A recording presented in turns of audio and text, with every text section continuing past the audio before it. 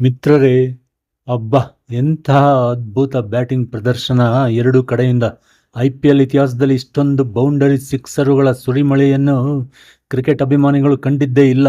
IPL ಇತಿಹಾಸದ ಅನೇಕ ದಾಖಲೆಗಳು ಹೆಸರಿಲ್ಲದಂತೆ ಮುರಿದು ಹೋದವು. ಇದೊಂದು ಅದ್ಭುತ ಮನಮೋಹಕ ಬ್ಯಾಟಿಂಗ್ ಪ್ರದರ್ಶನ. ಡೆಕ್ಕನ್ ಕ್ರಾನಿಕಲ್ ಮತ್ತು ಪಂಜಾಬ್ ಕಿಂಗ್ಸ್ ನಡುವಿನ ಈ ಪಂದ್ಯದಲ್ಲಿ ಅತಿ ದೊಡ್ಡ ರೆಕಾರ್ಡ್ಗಳು ದಾಖಲಾದವು. ಆ ರೆಕಾರ್ಡ್ಗಳು ಯಾವುವೆಂದು ಈಗ ನೋಡೋಣ. ಮೊದಲಿಗೆ ಬ್ಯಾಟಿಂಗ್ ಆಯ್ಕೆ ಮಾಡಿಕೊಂಡ ಡಿಸಿ ತಂಡ ಐಪಿಎಲ್ ಇತಿಹಾಸದ 264ಕ್ಕೆ 2 ವಿಕೆಟ್ನ ಅತ್ಯಧಿಕ ವೇಗದ ಸ್ಕೋರ್ ದಾಖಲಿಸಿತು.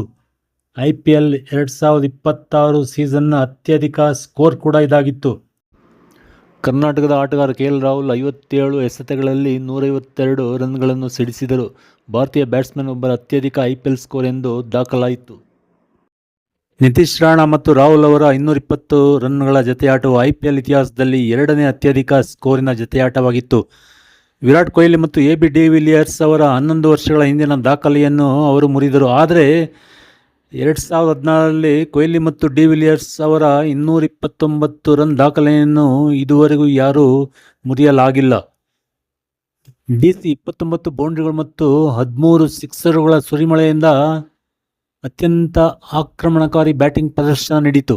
ಈ ಪಂದ್ಯದ ವಿಶೇಷತೆ ಏನೆಂದರೆ ಕೇವಲ ಒಂದು ಮ್ಯಾಚಿನಲ್ಲಿ ಅನೇಕ ಬ್ಯಾಟಿಂಗ್ ರೆಕಾರ್ಡ್ಗಳು ಮುರಿದು ಹೋದವು.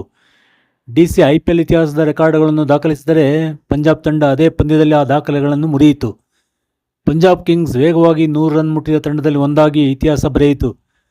ಪ್ರಿಯಾಂಶ್ ಆರ್ಯ ಮತ್ತು ಪ್ರಭಸಿಮ್ರಾನ್ ಸಿಂಗ್ ಡೆಲ್ಲಿ ತಂಡಕ್ಕೆ ಸೆಡ್ಡು ಹೊಡೆದು ಐಪಿಎಲ್ ಇತಿಹಾಸದಲ್ಲಿ ಅತ್ಯಂತ ಸ್ಫೋಟಕ ಬ್ಯಾಟಿಂಗ್ ಪ್ರದರ್ಶನ ನೀಡಿದರು.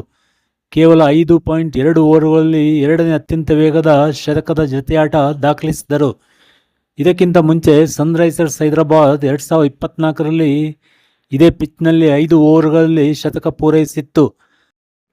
ಪಂಜಾಬ್ ತಂಡದ ಆರಂಭಿಕ ಆಟಗಾರರ ಸ್ಫೋಟನಕಾರಿ ಬ್ಯಾಟಿಂಗ್ ಪಂದ್ಯದ ದಿಕ್ಕನ್ನೇ ಬದಲಿಸಿತು. ಅತ್ಯಧಿಕ ಸ್ಕೋರ್ ದಾಖಲಿಸಿದ ದೆಹಲಿ ತಂಡ ಗೆಲ್ಲುತ್ತದೆಂಬ ವಿಶ್ವಾಸ ಕುಸಿಯುತ್ತಾ ಬಂತು. ಪಂಜಾಬಿನ ರನ್ ವೇಗದ ಸುರಿಮಳೆಗೆ ಕಡಿವಾಣ ಹಾಕುವಲ್ಲಿ ಡಿಸಿ ವಿಫಲವಾಯಿತು.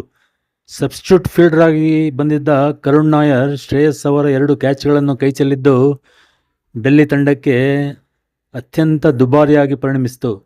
ಶ್ರೇಯಸ್ ಅಯ್ಯರ್ 36 ಎಸೆತಗಳಲ್ಲಿ 71 ರನ್ ಸಿಡಿಸಿ ಪಂಜಾಬ್ ತಂಡಕ್ಕೆ ಗೆಲುವಿನ ಕಿರೀಟವನ್ನು ತೊಡಿಸಿದರು. ಪಂಜಾಬ್ ತಂಡ ಈ ಬಾರಿ ಐಪಿಎಲ್ನಲ್ಲಿ ಅಜೇಯವಾಗಿ ಉಳಿದಿದ್ದು ಟ್ರೋಫಿ ಗೆಲ್ಲುವ ಫೇವರಿಟ್ ತಂಡವೆನಿಸಿದೆ. ಕಳೆದ ಬಾರಿ ಆರ್ಸಿಬಿ ವಿನ್ನರ್ ಆಗಿದ್ದರೂ ಈ ಬಾರಿ ಟ್ರೋಫಿ ಗೆಲ್ಲಲು ಭಾರೀ ಸಾಹಸವನ್ನು ಪ್ರದರ್ಶಿಸಬೇಕಾಗಿದೆ.